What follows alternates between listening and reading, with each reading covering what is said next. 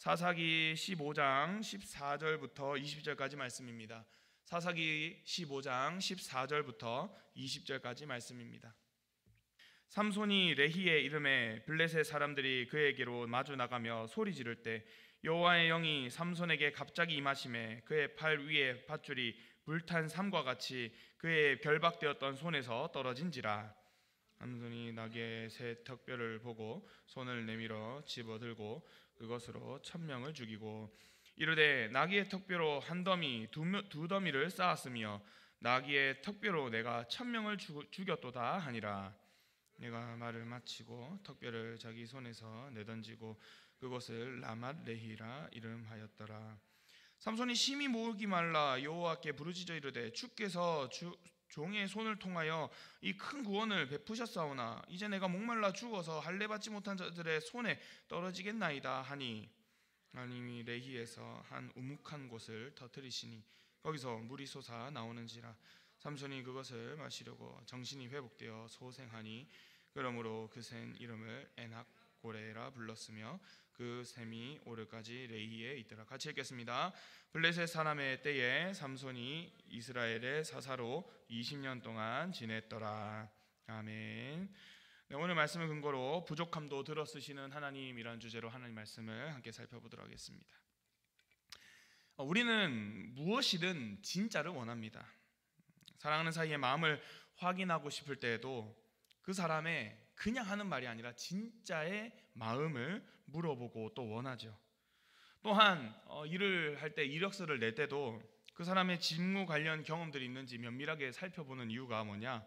바로 이 사람의 실력이 진짜인가, 진짜 이 사람이 그 직무를 행할 준비가 되어 있는가를 보기 위함입니다. 요즘 같은 시대에는 누군가를 신뢰하고 따르기 위해서 그 사람이 얼마나 준비된 사람인지, 실력 있는 사람인지, 인격이 성숙한 사람인지를 봅니다. 사람들은 말만으로 아무리 말이 번드르르한 말을 한다 하더라도 그 가짜인 사람들을 말하지 않습니다. 그래서 속된 가짜 배기보다는 진짜 배기를 원합니다. 그런데 성경은 조금은 다르게 말합니다. 하나님은 항상 그 진짜 배기들, 제대로 준비된 사람들만 쓰신 것은 아닙니다. 오히려 때로는 본문에 오늘 말씀에서도 보겠지만 준비되지 않은 것처럼 보였던 그 사람들을 통하여서도 하나님의 뜻을 이루어 가기도 합니다.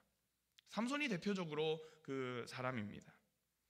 사실 삼손의 이 여정을 그리고 인생을 보면 사사로서는 사실 높은 점수를 주기가 참 어렵습니다.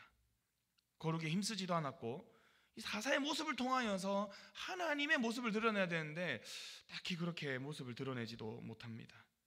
너무 자기중심적이었고 인격의 성장, 성숙도 별로 볼 수 없었던 사람입니다. 그런데도 하나님은 그를 들어서 사용하시는 것이죠. 왜 그럴까요?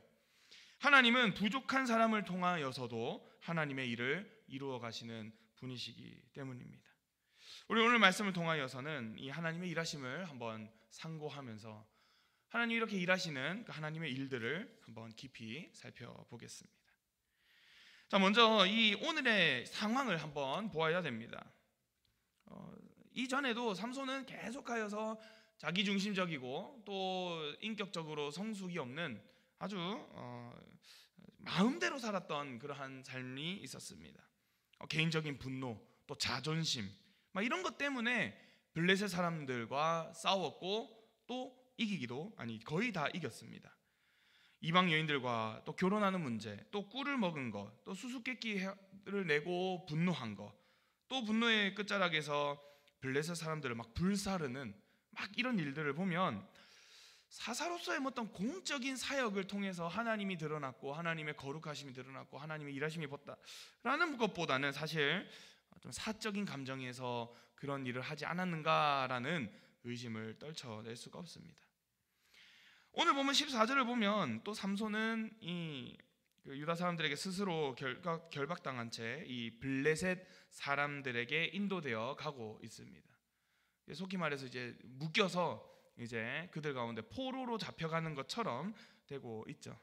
그래서 겉으로 보기에는 드디어 이 삼손은 이제 블레셋 사람들이나 이 사람들에게 아마 크게 혼이 나지 않을까, 이런 상황을 연출할 것 같은데, 그런데 14절에서는 이렇게 말을 합니다. 우리 14절 같이 한번 읽어볼까요? 14절 같이 읽겠습니다. 시작. 삼손이 레히의 이름에 블레셋 사람들이 그에게로 마주 나가며 소리 지를 때 여호와의 영이 삼손에게 갑자기 임하심에 그의 팔 위에 밧줄이 불탄 삼과 같이 그의 결박되었던 손에서 떨어진지라. 자, 블레셋 사람들과 맞닥뜨린 바로 그 순간에 어떻게 되냐? 하나님께서 그에게 역사하시고 일하십니다. 그가 이렇게 묶여있던 그 상황에서 밧줄이 꽁꽁 묶여져 있을 겁니다. 힘도 장사하고 뭐 하니까. 그런데 하나님이 그에게 역사를 하시니까 마치 불탄 삼줄처럼 완전히 사가가지고 조금만 힘을 주면 다 풀어버려져 버리는 그러한 줄처럼 다 떨어져 나가버리고 갑자기 그에게 놀라운 힘과 능력이 부어지지요. 그래서 삼손은 주변에서 보이는 하나의 나귀 턱뼈를 하나를 줍습니다. 그리고 그것을 도구로 삼아서 거기에 있는 블레셋 사람들과 전투를 벌였는데 자그마치 한 1000명을 그렇게 완전히 무찔렀다라고 말하고 있습니다. 자, 여기서 한번 우리가 질문을 한번 던져보겠습니다. 과연 삼손은 준비된 하나님의 뜻과 계획에 따라서 이 하나님의 일들을 이뤄갔을까? 라고 생각을 해보면 그러기가 조금 어려울 것 같습니다. 하나님께서 그에게 능력을 주신 것은 맞지만, 예를 들어서 삼손이 만약에 준비된 사람이라면 그 순간 하나님 앞에 기도하면서 주님, 하나님이 그렇게 우리 백성을 그렇게 이렇게 괴롭혔던 저 블레셋 사람들을 내가 한번 무찌를 수 있도록 힘을 주시옵소서, 한번 나에게 그렇게 한번 크게 힘을 주시옵소서, 이런 식으로 간구를 하거나 이 백성을 구원하소서라고 하는 어떤 사사의 공적인 뭔가가 있었으면 좋겠지만, 마치 보면 화가 나가지고 옆에 보이는 뭐라도 집어서 싸운 것 같은 그러한 모습이 나온 것이 바로 지금의 모습이라 할 수 있겠습니다. 사실 그렇죠. 화가 나고 앞에 있는 적들이 있으니까 그냥 보이는 대로 집어서 그냥 때려버렸는데, 그것이 바로 한 번 때릴 때마다 한 명, 매지 몇 명이 그렇게 죽어버리는 일이 일어나는 거죠. 아마 화가 나는 그 화가 그에게 동력이 되었던 것 같습니다. 그럼에도 하나님은 그를 통해서 블레셋을 치셨습니다. 자그마치 1000명이 되는. 이게 바로 하나님의 어떻게 보면 참 이해하기 어려운 역사라고 할 수가 있습니다. 삼손의 동기, 그러니까 삼손이 왜 그렇게 했는가라는 것을 이 동기를 보자면 사실 좀 옳지 못한 동기일 수 있습니다. 계속해서 갈등을 벌이고 있는 그 개인적인 감정이 먼저 드러났고, 싸우기 위해서 그냥 아무거나 집어서 싸웠던 것, 그것이 삼손의 동기였지 사사로서 준비되어서 전투를 벌였던 것이 아닙니다. 그럼에도 불구하고 하나님은 옳지 않은 동기 속에서도 주권적으로 하나님께서 하나님의 일들을 하십니다. 왜 그럴까요? 하나님은 우리가 아니고 삼손이 완전해서 하나님 일을 하시는 것이 아니라, 완전하지 않다 하더라도 하나님은 이 백성을 구원하시기 위한 하나님의 일을 하시기 위함이죠. 그래서 그 계획을 이루기 위해서는 삼손조차도 이용하셨다, 사용하셨다라고 보는 것이 맞습니다. 사실 사사기 전체가 이를 보여주는, 하나님의 일을 보여주는 성경이라고 할 수가 있겠습니다. 이스라엘 백성들은 늘 타락했습니다. 늘 하나님 앞에서 온전치 못했습니다. 처음에는 사사들도 나름 거룩하고 사사들도 온전했지만 갈수록 사사들조차 점점 타락하고 준비되지 못했습니다. 그럼에도 불구하고 하나님은 항상 승리해 주셨고, 그 모든 그 외세들을 다 물리치게 하셨고, 결국은 그 평화를 주십니다. 하나님의 구원 계획은 이 사람의 영적 수준 때문에 이 사람은 준비됐으니까 내가 너희들을 구원하겠다, 반대로 너희들은 준비되지 않았으니까 구원하지 않겠다 라고 하지 않는 것이죠. 종속되지 않는 것입니다. 이 사실은 지금을 살아가는 우리에게도 생각해 보아야 할 부분이 있습니다. 우리는 이렇게 생각합니다. 다 준비되면 그때 하나님이 쓰시겠지. 그래서 우리가 마치 준비되지 않으면 하나님 지금 나 쓰지 않을 거야, 아직은 내가 준비되지 않았으니 하나님 안 쓸 거야 라고 생각하는 경우가 있습니다. 그런데 하나님은 하나님의 시선에서는 우리는 100% 준비되지는 못할 겁니다. 하나님의 시선에서 볼 때 우리가 100% 준비됐으니 그때 써야겠다, 그런 건 없을 겁니다. 하나님은 자기 백성을 구원하시기 위해, 또 그 하나님의 일을 이루시기 위해 심지어 불완전한 사람도 사용하십니다. 영적 성공보다 실패가 많은 우리라 할지라도 하나님의 섭리 안에서 복음의 도구로 쓰임받을 수 있다는 것이죠. 우리 계속해서 또 뒤에 상황을 보면 또 재밌는 이야기가 또 나옵니다. 자, 그렇게 1000명을 무찔렀습니다. 수많은 그 블레셋 사람들을 무찔렀습니다. 자, 그러면 거기서 이제 돌아오고 이러면 되는데 전투를 좀 오래 했나 봅니다. 많이 싸웠나 봅니다. 그러다 보니까 목이 많이 말랐던 것 같습니다. 1000명을 때려놓던 그 영웅 삼손이 이제는 목말라 죽게 생겼다면서 막 이제 여호와께 막 부르짖습니다.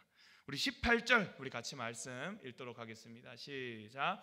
삼손이 심히 목이 말라 여호와께 부르짖어 이르되 주께서 종의 손을 통하여 이 큰 구원을 베푸셨사오나 이제 내가 목이 말라 죽어서 할례 받지 못한 자들의 손에서 떨어지겠나이다 하니, 조금 전까지만 해도 엄청난 힘을 발휘했던 그 삼손이 이제는 목이 말라 죽겠다라고 호소하고 있습니다.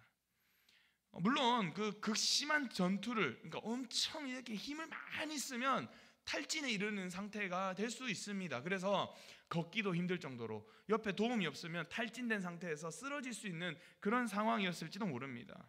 그런데 자기가 이제는 죽겠다고 하나님 앞에 막 얘기를 하는 것이죠. 그전에는 자신의 힘을 믿고 갔던 삼손이 자신의 힘이 다 떨어지니까 하나님 앞에 고백하는 겁니다. 그런데 여기 말씀을 보면 그래도 삼손에게는 그래도 하나님을 향한 뭔가가 있습니다. 여기 보시면 부르짖어 이르되 하면서 주께서 종의 손을 통하여 이렇게 말합니다. 자, 여기서 이게 무슨 말이냐? 자, 주님은 하나님이시고 본인을 말할 때 지금 종이라는 표현을 사용하는 겁니다. 자, 이때껏 여호와의 이름을 그렇게 부르지도 않았고 그렇게 하나님 앞에 불렀던 모습이 없었던 이 삼손 가운데 제가 제 힘으로 살았던 것이 아니라 그래도 저는 종입니다 라고 말하면서 겸손하게 하나님 앞에 나가는 모습인 것이죠. 그래서 그의 입에서, 그렇게 힘으로 살았던 삼손의 입에서 그 종이라는 이름이 나오니 우리 하나님께서는 이 기도를 응답해 주십니다. 19절은 제가 한번 읽어보도록 하겠습니다. 하나님이 레이에서 한 우묵한 곳을 터뜨리시니 거기서 물이 솟아나오는지라 삼손이 그것을 마시고 정신이 회복되어 소생하니 라고 말합니다. 하나님께서 그 기도를 들으시고 없던 우물을 터뜨리셔서 물을 마실 수 있도록 해주시는 것이죠. 그 겸손한 기도, 저는 종입니다. 제 힘으로 살지 않는 저는 종입니다.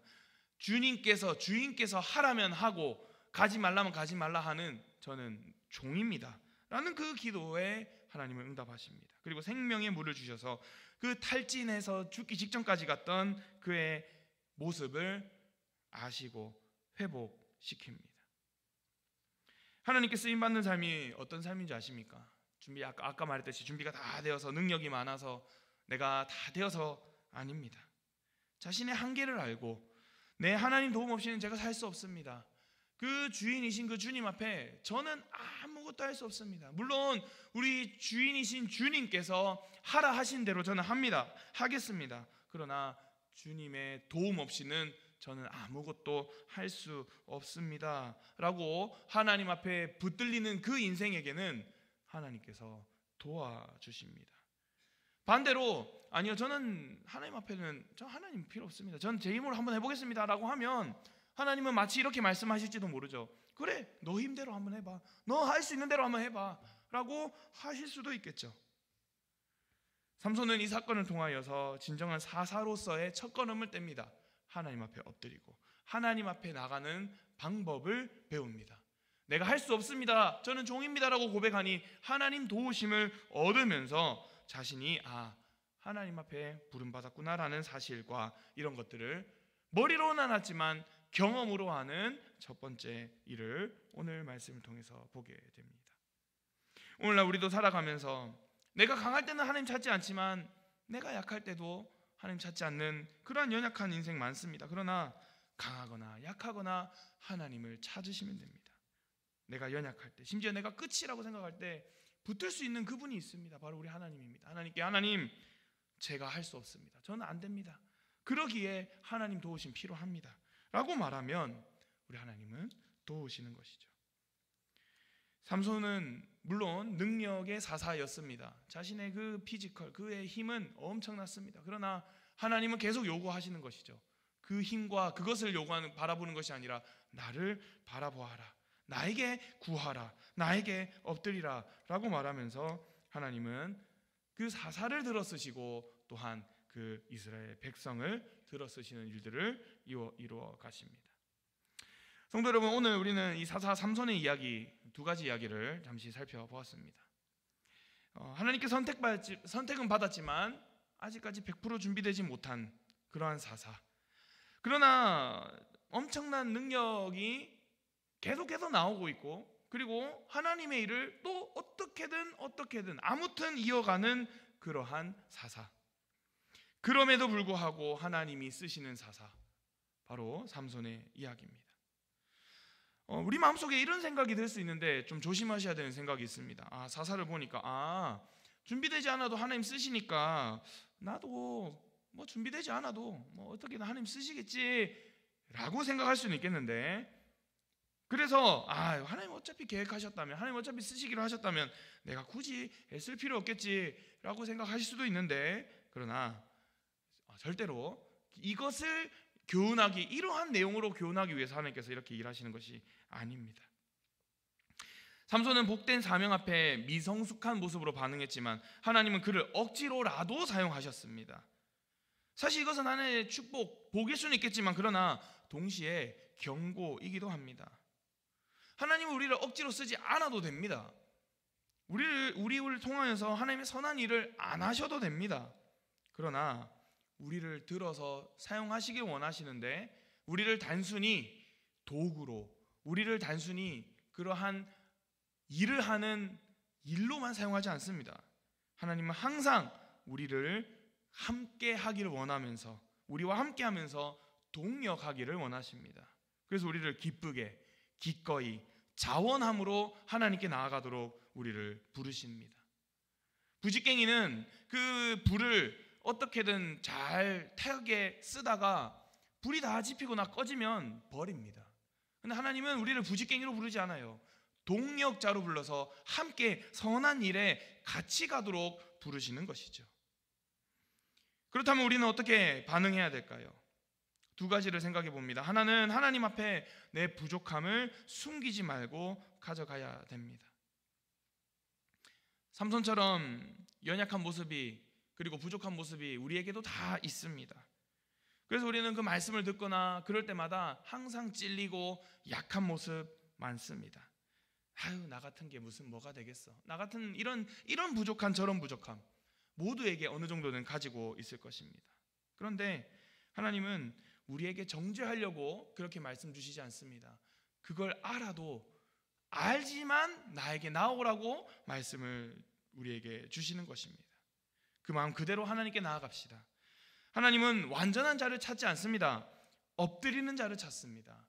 100% 준비된 사람을 찾는 것이 아니라 부족하더라도 하나님 앞에 진심으로 나아가길 원하는 사람을 찾으십니다.